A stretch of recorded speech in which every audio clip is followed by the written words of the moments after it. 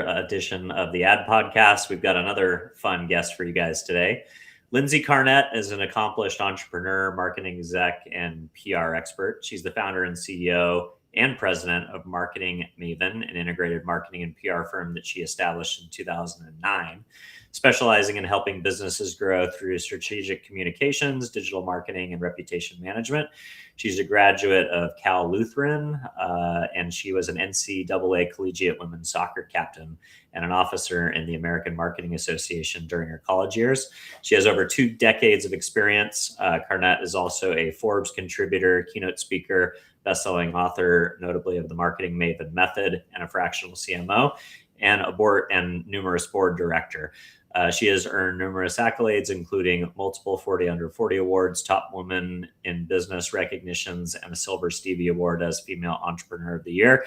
She is based in Camarillo, California, and actively involved in nonprofit and community leadership, such as serving as an ambassador for the American Cancer Society's Relay for Life and holding roles within organizations like her alma mater, California Lutheran University, and in various industry associations.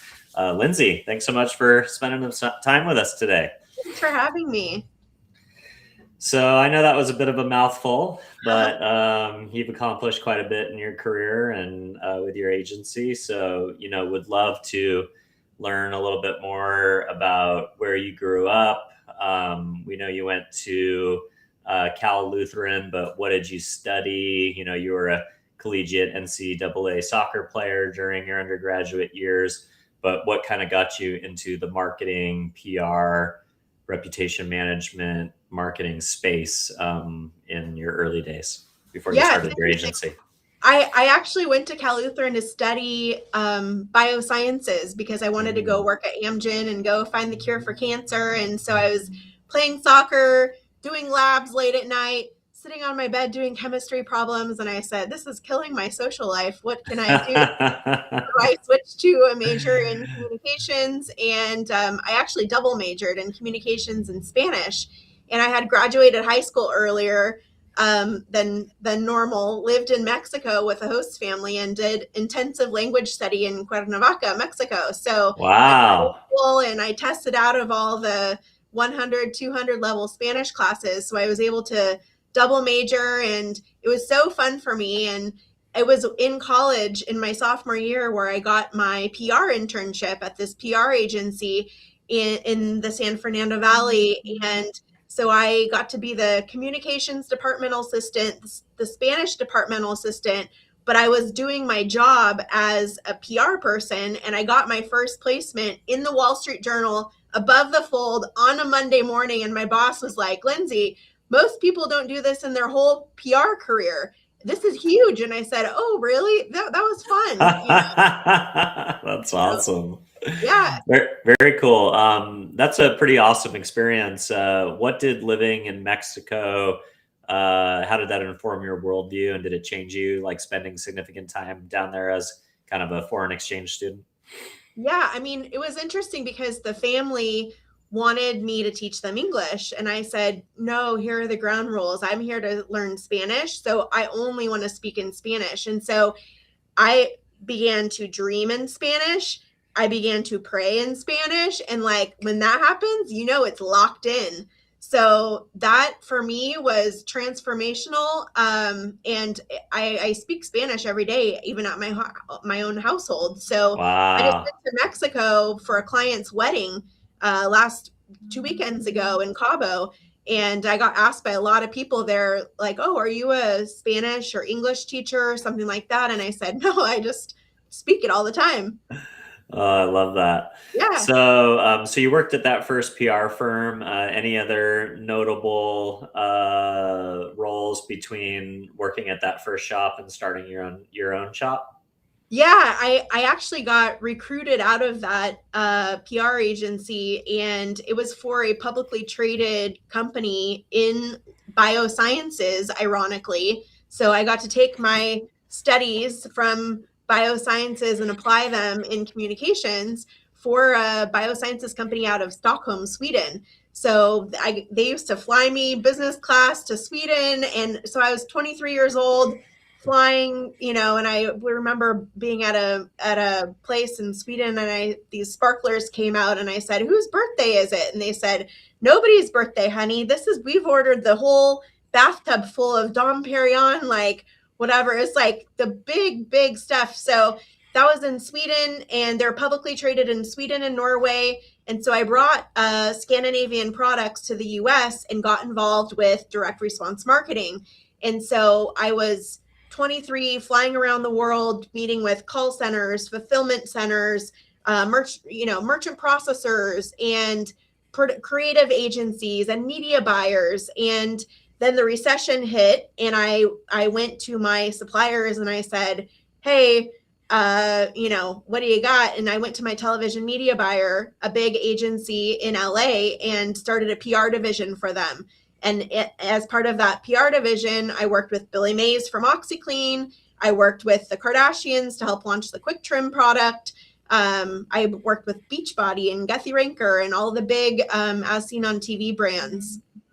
Yeah, that's interesting. Yeah, I remember those days of like Guthy-Ranker and Proactive and kind of all these DR companies that were big during like the DR TV craze. I know Chris Simonian from Beachbody. So yeah, no, that was an interesting phase. So I wonder if you would probably have a good point of view on kind of how, the world has changed so much since then. The infomercial was kind of the OG, direct response media, and then you saw a period of time where like lots of, primetime content slots, really, if you look at like DirecTV and some of the other networks, are like, they're basically just like infomercial channels at this point. And, that audience is cord cutting. I think for the very first time, the television audience dropped below 49% of households. So this is the first year where there are less people who have cable than people who are cord cutters. And then you now have the growing prevalence of live shopping on all of the social media platforms and on Amazon, and the advent of TikTok Shop. Like, how have you seen the direct response world change, and how do you think some of these new modalities are kind of lending back to these original first principles? Yeah, it's really interesting because it's kind of like fashion, like what's old is new again.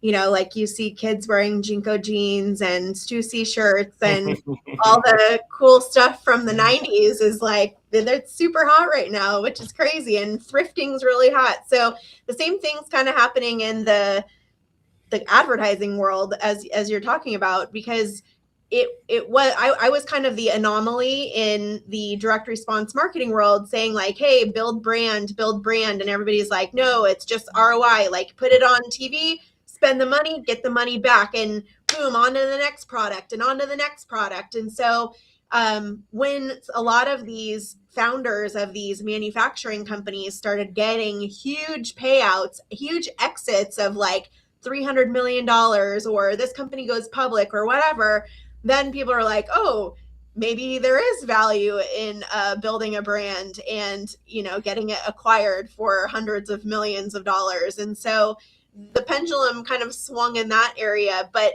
there was definitely a lot of fear from people having to change their ways of, go to Amazon because you have to, but it takes your margin, and, change your creative because it's not working as well here, and use your television ad dollars to go support retail. So it wasn't just about the direct to consumer sale on the website anymore or the call center anymore. It was really for just supporting retail because, it's an omni-channel strategy. So to your point, like direct mail is working really well again because people are not getting snail mail. Like that was not cool for a while, and then it dropped off, and now it's back. And so that's like what's old is new again. Yeah, and also like premium print, or people want magazines because they want to like ditch their cell phone and go to the beach and like have something tactical again. Yeah, digital detox. I love that. Just going back to your college days, what did being a Division I NCAA collegiate athlete do for you as a leader, as an entrepreneur? How did kind of collegiate sports and playing at that top level kind of help shape your career as an executive? Well, I was Division III, Oh, so excuse me. we didn't get full ride scholarships like Division I athletes do, which was good because it was based on academic merit. So I got money from being a good student first. So we're a student first, an athlete second. Whether that plays out that way, I don't know. But I mean, pure grit, because to be a business owner, and I'm 5'4" on a good day, and I used to play against these huge girls like from UC Santa Cruz and from all these big schools, and you get knocked over and you pick yourself back up and go fight for another goal. So it works the same way in business, and especially during the pandemic. I mean, I was 8 months pregnant during the pandemic, like during the beginning of the pandemic. And I would take a phone call from a client in the manufacturing space and say, they'd say, "We're sorry, Lindsey, like our product is just not shipping right now. We have to pause everything." And I'm like, "Ooh, that's a loss today." And then I'd get a phone call from a healthcare company saying, "Hey, this is our biggest opportunity ever. It's our 15 minutes of fame. Like, we need you to get up and running immediately." And I'm like, "All right, I'll write it up." I was going into to go deliver a baby and taking a phone call and saying like, "Oh, can I call you tomorrow? I'm getting wheeled in to go have a baby right now." And I remember taking an international call exactly at 8 a.m. because they would take the baby at 7:30 a.m., feed me my breakfast. And I'm like, okay, it'll be quiet. I could take the call at 8 a.m. Like, this is in the middle of the pandemic. And so to be able to juggle a million things of like playing soccer, doing classwork, doing finals, doing whatever, doing a job, all these things simultaneously, like that's my life today. And it's just a beautiful continuity of like all of these things happening, but that's just exciting to me. And that's why we're not focused on one vertical either, because I love learning. I'm like a sponge. And so we have clients in the financial sector and in the healthcare sector and all these different verticals. But what we learn about how to attract a lead or how to generate a sale or whatever, there are pieces that we can pull from each of these different industries and apply them to other ones that they're like, "Wow, this is so creative. We've never had this approach before." And it works because we know it works from this other industry, but it's just not commonly used in this other industry. I love that. I love your comment on, being wheeled into the operating room to deliver is it daughter or son? Yeah, I have 2 daughters. Oh, beautiful. So Yeah. to deliver your daughter and still working. And, I'm blessed that my wife was way more successful than me in the agency world before I kind of came into my career, and she took time off to raise our family, but she's my CFO and my COO now. So I have a lot of sympathy for that. It seems like you've really figured out that kind of, don't want to call it work-life balance because I don't think there is such thing, but it's like more like work-life integration. Yeah. Like you're taking calls, you're literally delivering a child, you're, then on to the next project. And like to some people that might sound like, oh gosh, she's really hustling and like pushing herself very hard. But I don't know, at least me as an entrepreneur, I work 7 days a week and I work on weekends and I don't have days off unless my clients are off or unless my calendar isn't full. But the other part of it is it doesn't really feel like work because I get to travel and get cool things and meet interesting people. So I'd be just curious, there was this, the book by Sheryl Sandberg, Lean In, and, some of these things around like female entrepreneurship. I'd be curious just your take on, being a mom and an entrepreneur at the same time, and how do you make it all, all shuffle? Yeah, I mean, a good support system is key. I mean, I had a nanny in place for the first 7 years of, motherhood. I had an attorney tell me, "Lindsey, you're going to have a really tough time being a really great business owner and a really good mom simultaneously. Like, find somebody you trust and get them in place." And so I'm like, all right, this is probably the best advice I've ever taken from an attorney before. So I did that. I got that into place for myself. And so I've been able to continue doing what I do in the business world. And I think it allows me to show up as the best mom I can be too. My girls are 7 and 5.5, and they go to different places and they go, Marketing Maven. And so they love coming to my office. Like, I think it's mostly for the snacks, but they love when they get to go to mama's office. They love going different places. And next year I'll be installed as the board chair for the West Ventura County Business Alliance, which is the chamber for my region. And this year, one woman is the chair, and she brought her 8-year-old daughter to see her get installed as the chair. And so I had planned on doing that next year. So, it's important for girls, young girls, to see their mothers, I think, in positions of power, positions of leadership. And I think it's something I'm really proud of. And my girls have a lot of confidence to go talk to different people. I just brought them to New York with me. I brought my whole family. I had 20 meetings with media. I went there on behalf of the client. We had an apartment. They stayed there and they got to do different activities in New York City. But they got to go see that. And so I do try and integrate my family in my business world, which is, I think, a lot of fun to be able to mix business and pleasure and give my kids opportunities that they wouldn't get otherwise. I love it. Well, I pay my 10 and 12-year-old daughters to log into my emails and send sales outreach for me. I pay them $15 an hour. So they're getting trained young too. Smart. Awesome. So you wrote a book called The Marketing Maven Method. Tell me a little bit about what was keeping you up at night. What was the insight that's like, man, I got to get this out on paper and put it into a book? Yeah, I think it's just terminology. I think I got annoyed with people saying PR it, and I'm like, PR it, that's not even a thing. Like, and some people, they said, like, okay, does that mean public relations? Does it mean press release? Like, what is the glossary of all these marketing terms? And I think there is so much vernacular thrown around that people feel really out of their element. So what I wanted to do is just create, basically take, what do we do with our clients from start to finish, and turn this into a method. I actually had a speaker at one of my Vistage groups. I've been a Vistage member for 11 years. And there was a woman that came in and gave a presentation, and she said, this is the blah, blah, blah method. And I'm like, if she can have a method, I can have a method. And I'm like, my method's a great method, and I just haven't called it a method yet. So let's just document what is our method and what are these modules. And so we have the first module, which is Insights 360, which is the market research. Then the next part, Strategy 360, and then Implementation 360. And so there are kind of like 10 little cogs on this wheel that fit into each of these. So basically I have like 30 little micro sessions about each of these little topics. And when you put them all together, you have a really successful integrated marketing campaign.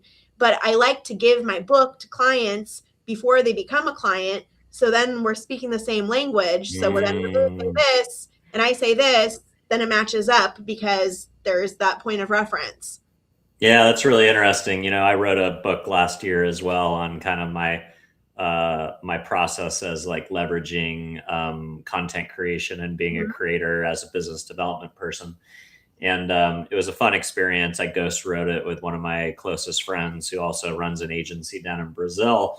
And, when I kind of finished it, I was like, oh, this is just this is a really expensive business card, and it's great. I love to be able to hand it out, but I never thought about it the way that you did, which is like this idea of like, oh, okay, like, we do so much in like client onboarding and, like the consultative business development process of like bringing somebody along.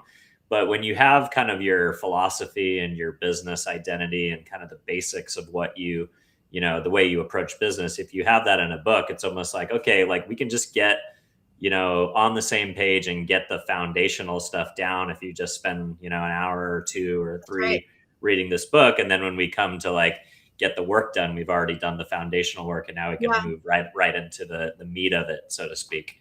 Yep. So much of what we do, I mean, this from being in the agency world, is education. So, this is an educational tool. This is like your pre-work. So then, once you're signed on, boom, you just get down to it. I love that. I also noticed that you have the fractional Yeah. title. It's I'm seeing more and more of this, especially from indie shops, where you'll have an indie shop who does great work for clients, but then the C level or multiple people on the C team are also doing fractional roles as kind of like a loan out from the agency. Mhm. Can you tell me a little bit about that hybrid dynamic, and how do you straddle that? How do you loan yourself out to clients as a fractional, but then still kind of keep the eye on the prize of growing your agency and your business? Yeah, I mean, it kind of leads into it because a lot of the work that you do as a fractional is like, okay, well, let's do the audit and let's do like peel back everything and see what's actually going on under the hood and then see what type of help that you need.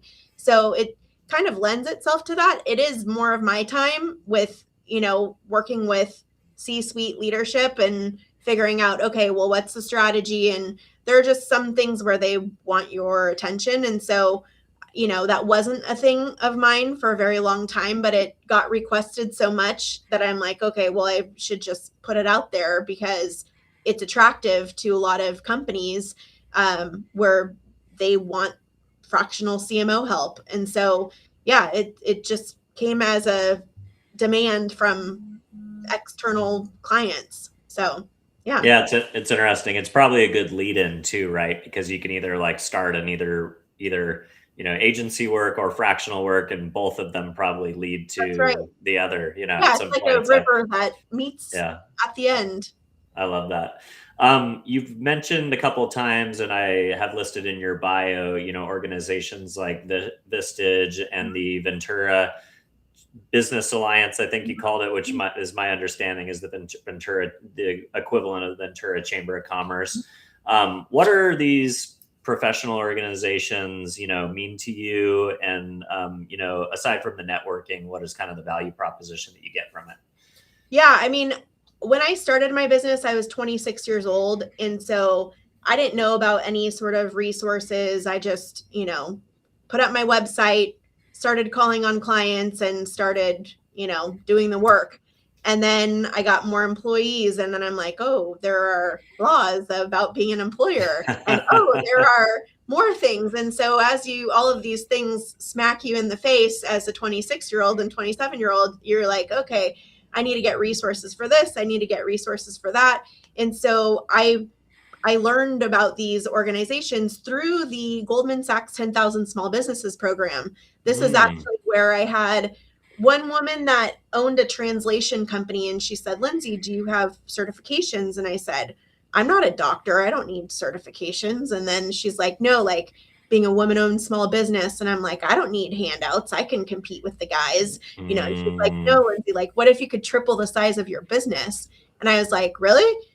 What kind of certifications are these? And so she told me about all these certifications, and I'm Cherokee Indian, and I'm woman owned, and I could qualify for a lot of these. And so I started looking these up, and then out popped these other resources like the WBENC, the Weebies, and the Women Presidents Organization, and the all of these things kind of opened up. And so Vistage opened up too.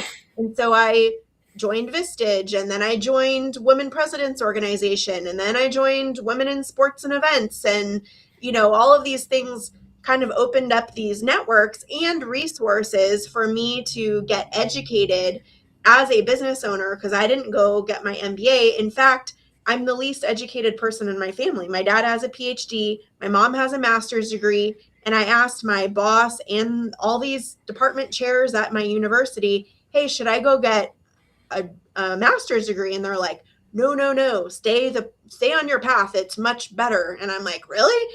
Are you sure? And I'm like, this is so counterintuitive. What's going on here? And so I've had to use these other groups and speakers to get education about being a business owner. So that's how they've been helpful to me. Yeah, I love that. I worked for a female agency owner for 9 years as the chief revenue officer at my last agency. And she had a similar perspective to you kind of going into it. And she's like, I don't want to be known as a female entrepreneur. I want to be known as an entrepreneur. But then, over time, it's like, wait a minute, there's all these like benefits and groups and like, like why not leverage something if you have the ability to do so? Right. So I think it's really smart. And she kind of like towards the end started to pivot into some of that type of stuff. Hmm. But so I want to switch to kind of the, let's say, the re-emerging role of PR Mhm. in the current ecosystem. So PR is having a moment right now because it's a very important component of AEO. Yep. AI looks at credible news citations as a input in whether it shows you in all of the different large language models. All of my colleagues that are at PR firms or at multidisciplinary firms that's kind of started and is grounded in PR as having their phones are essentially ringing off the hook. Mhm. I would be curious to how you see the re-emerging role of PR, or the role of, we don't have to call it re-emerging, just the role of PR in this new world of AEO, and how important it is and the way that people are accessing information these days. Yeah, I would call it reemerging because I think PR was, king or queen before. And then everybody said, okay, forget that. I'm just putting money into digital, and digital is king, and, I can get my ROI. And then they started abandoning earned media. And so when I founded my company, everything's Marketing Maven Public Relations Inc. And I made the decision. I'm like, okay, let's drop the public relations and just go with Marketing Maven. So we changed the URL to marketingmaven.com. And so all of the stuff dropped the public relations, even though it is like the foundation of my business. And so now we have we're all on all the PR lists and the PR rankings and all this stuff, but I've started adding it back to a lot of stuff to say Marketing Maven Public Relations, because I've even gotten questions from people like, well, are you actually a PR specialist? And I'm like, yes, this is my whole background for the last 23 years has been PR focused.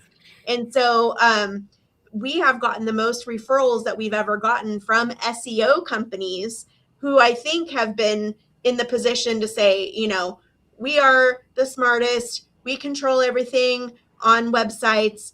Don't mess with us because we know the technical thing and we can dance circles around you guys. But now they can't do the type of work that they've been doing because they are handcuffed by this new algorithm that exists because of this earned media requirement and because of how the sources are getting referenced. So they are dependent on earned media. So it does put PR back up high on the pedestal to say, yeah, you better not be ignoring your PR strategy because earned media is critical in all these new algorithms for all of the search. I love it. How are you thinking about the rise of independent journalism? You've obviously have your publications that everybody knows, and then as you get into industries, then you've got your trade publications, and then now there's this new world of the independent journalist. We used to call them bloggers, now we'll call them creators, but you have journalists that are leaving institutions, starting Substack, starting podcasts, starting newsletters, whatever the format that they want to communicate with their audience. And they're becoming really big, really fast, and kind of eating their publications lunch. How do you see the rise of independent journalism as an opportunity and a challenge as a PR practitioner? Well, as a PR practitioner, I think a lot of it has to do with how open your client is to it. Some clients want to turn their nose up at, oh, well, this isn't a known entity, so poo-poo on this person. I don't really want to talk to them. And so that's sort of like a fixed mindset versus a growth mindset type of scenario that you can't always fix. So we do present all of the information to say, hey, we think that this is a smart opportunity for you to be able to talk to this person because it fits, what your key message points are or what you're trying to achieve. But some organizations only want to go with top tier, whatever. So, we just have to really clearly present the information, present the strategy, and do our research on vetting who this person is, because, the independent people, they could go, it's just kind of like having a celebrity as a brand spokesperson. You think you're talking to the right person. I mean, go look at all the Epstein stuff lately with everything that came out. You think, oh, it's just a business meeting. And then years later, it comes and bites you in the butt. So, I don't want the same thing to happen because some journalists went rogue on whatever, which they could do as an independent journalist. But yeah, you have to do your due diligence. So, and we have a lot of different media databases that would run different people through, but we search the profiles and what other content exists. And, with other clients, they're really sensitive to profanity or sensitive to different political topics. And so you have to look and do your research about who these people are before you just put them in touch with your clients. Totally. That's great advice. You mentioned something around, the executives and kind of this idea of like, the media darling and which executives want to talk to which people. I think it's interesting. We're kind of also entering this new world where the challenger brand or the founder-led brand can kind of punch above its weight class. You've got, a company like Midday Squares competing against Hershey because Jake Carl's basically sees himself as running for office. Like he goes and does any speech he can, any PR appearance. I mean, his job as CEO is basically social media and keynotes. That's all he does. Yeah. And, you even see like at the top end of the spectrum in the non-challenger brand space, you see a guy like Mark Zuckerberg, who is kind of seen as like this pasty white, like unrelatable robot, riding his hoverboard around his private island in Hawaii. And then flash forward 5 years later, he's tan, he's got long hair, he's rolling jujitsu. He's got, the UFC founder on the board of Facebook, and he's going on the Joe Rogan podcast. And, that might piss some people off, but it's made him a lot more relatable and a lot more approachable. And I think people have a good general brand recognition of Facebook and Mark Zuckerberg, and it's reflective in the share price. So what do you do as a PR practitioner to kind of usher your clients into this new world of the founder-led brand? Yeah, I mean, we're doing a lot of media training, and we have had clients that have been in communications for 30 plus years, and they're still doing media training. And really, I think it's about, this is like the athlete part of me that's like, okay, you think you're good, you watch the tape of yourself and you did not run to the line. You thought you did, but you did not. So once you see it on video, then you would know like, okay, I guess I do have room for improvement. And it's really important that we have coachable clients that are open to feedback. I have one gentleman that is the CEO of a cyber company, and he goes, Lindsey, be super, super tough on me. And I'm like, listen, you were slouching in your chair, your clothes were not ironed, you did not look up, you did not do this, blah, blah, blah, blah, blah. And, he's like, okay, I promise I'll do better next time. And so we just go through his interviews and I would critique them really, really tough and like very tough love, very direct feedback. And he, a year later is like, Lindsey, look how much better I am. And I'm like, yes, you're doing great. And like, they're calling on you to go on TV. And so, some of it is just like how quickly somebody could get back to you and like how responsive are they for opportunities? Because that's part of it too, of how you're showing up. Do you show up on time? Like I have a client who was on television this morning. He had to be at his restaurant at 4:30 in the morning this morning, like eyes wide open and ready to film and have all of his staff there and everything. And so, if you are willing to show up and put in the effort, you're going to reap the rewards for it.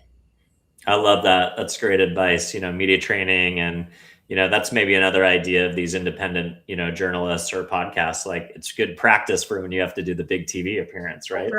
That's right. How much are you thinking about podcasts as kind of a production opportunity for your clients? Because, if your client goes on a 1 hour podcast, that's essentially maybe 5 to 10 60-second clips that they can then use on social. Are you thinking of that as kind of a production day as well? I mean, I do like that for our clients for sure, to be able to splice it and dice it and repurpose it. I think the transcripts are especially important too, because if they can get turned into micro blogs and produced as more content, I think that's huge. I would back it into a keyword strategy based on a digital audit. So I would say, okay, great. Based on the digital audit, these are the keywords and the key phrases that are the most important. This is how you would take the, bite-sized pieces of a podcast and turn them into blogs. And then you have the video that accompanies it, and then boom, push it out via social. And you could even push out ads, digital ads to support it too. So yeah, I love it for clients. I also have a client that built out a whole entire office suite, built out a podcast piece in there, but has never launched a podcast because there's so much work that goes along with doing it. And then there's compliance and there's all of these other pieces depending on what industry you're in. So I think that people like the concept of it, but again, the consistency and putting in the work and booking the guests and getting all the stuff set up and doing the editing, it's a reason why people don't just do it themselves a lot of times, and they need an outside support to do it, because it is a commitment. So if they're willing to put in the commitment, it's like, you want to be on the team? Great. You got to practice. You got to perform. You got to go back and see where you messed up and go fix it and be able to deliver. Yeah, it's great insight. Not something to be stepped into, half baked for sure. That's right. All right. Your recent work includes supporting causes like American Cancer Society's Relay for Life and as an executive ambassador. How do you balance your philanthropic work with running a high growth agency, and why is it important for you to do that type of stuff? Yeah, I think, for Relay for Life, Conejo Valley, that spoke to me because one, it was at my university that I went to, that's actually where they have the Relay for Life. Two, I got to bring one of my daughters to the event, and so we went and walked around the track together, and that was important. There was law enforcement there that was giving out stickers, and so it's part of building community and making sure that people are healthy. I think health is wealth type of situation. So if you are sick and can't do anything, then you can't work either, and you can't provide livelihood for your family. And so I do really value preventative measures. Everybody's been touched by cancer, for example. I'm also an ambassador for Go Red for Women. And so there's a lot of research now that is about women and heart health, and that we don't have Hollywood heart attacks. We have a lot of misdiagnosis that, you go to the doctor and they're like, oh, you must have gas problems, but the person actually had a heart attack. So there's not a lot of research that's being done until now. And so there's also heart health and menopause. And so there are a lot of taboo topics menopause, perimenopause, all of these things with health conditions that haven't been studied really deeply until recently. And so I think, since I am a megaphone to help get the word out there, and I'm an influencer on LinkedIn. I have almost 25,000 connections on LinkedIn that I am able to project a lot of important information about executives and health. And so I like doing it because it allows me to be part of my community and also be helpful. I love that. So, something else that I learned while working for a female-led founder and agency owner is that while lots of Fortune 5,000 CMOs, especially the ones who are female, like to tout, women empowerment and some of those things on their LinkedIn pages and go to fancy award shows and get Woman of the Year and this and that. But only 1% of the agencies that work for the Fortune 5,000 are owned by women. Wow. Yeah, it's pretty shocking. Why do you think there's so much lip service to the idea of women's empowerment, but CMOs just aren't hiring women-owned agencies? I don't know. That's a really good question. I wish I knew the answer to that. I have no idea. Maybe you have a better answer as a chief revenue officer formerly. Well, I think in one way you have to say, okay, well, you have to give them a little bit of a break because, if you take all the holding companies and all of the, the Havasas and the IPGs and the Omnicoms, et cetera, none of those are owned by a man or a woman. So those all get kind of factored out. And then in the indie space, well, okay. So, but the obvious, the metrics say that even in the indie side, more male-owned agencies get hired than women, at least by the Fortune 5000. That might be different in the challenger brand segment or everything under the Fortune 5000, but I just, see a little bit of a disparity there. And I think that needs to be addressed for sure. So I'll tell you what it is for us. Mm-hmm. What I think it is like, I like to under promise and over deliver. And the agency that I came from, it's like, promise the world, promise the world, promise the world. And then if you come up short, then you just have to deal with it. And so I would rather not come up short. I would rather come out as the winner every time, because I manage expectations. But maybe you don't win the contracts from managing expectations, especially with those Fortune 500, Fortune 100 companies that just want you to promise them the world. Yeah, you're right. I think the procurement trap is always around, like, how do you do more with less? It's kind of a race to the bottom of who will take the worst contract, essentially, right? Yeah. Yeah. I mean, I will not take the worst. I mean, I will not be the worst contract either. So we don't come in the cheapest. We don't come in the most expensive, but if it's a race to the bottom, I'll kindly step aside and let somebody else go get the bottom. Good advice. Good advice. Well, Lindsey, fascinating conversation. Really appreciate your perspective and spending a little bit of time with the audience today. If folks want to learn more about you, buy your book, get in touch, where would you like to point them? Marketingmaven.com. And the book's available on the marketingmavenmethod.com or on Barnes & Noble. Beautiful. Well, thank you so much for coming on and spending some time with the audience today. For those of you who are following along at home, if it's the first time you're seeing the show, don't forget to give us a follow or a subscribe. If you're listening to the show, a honest review is how we find a larger audience organically. And last but not least, if there's someone out there who's struggling with search engine optimization and the new paradigm of AEO, or maybe someone who could use some help getting camera ready for these appearances, both on the small screen and the big screen. And last but not least, maybe a female entrepreneur who you think would enjoy the conversation that I had with Lindsey today, don't forget to share the show. And with that, I will wish you a great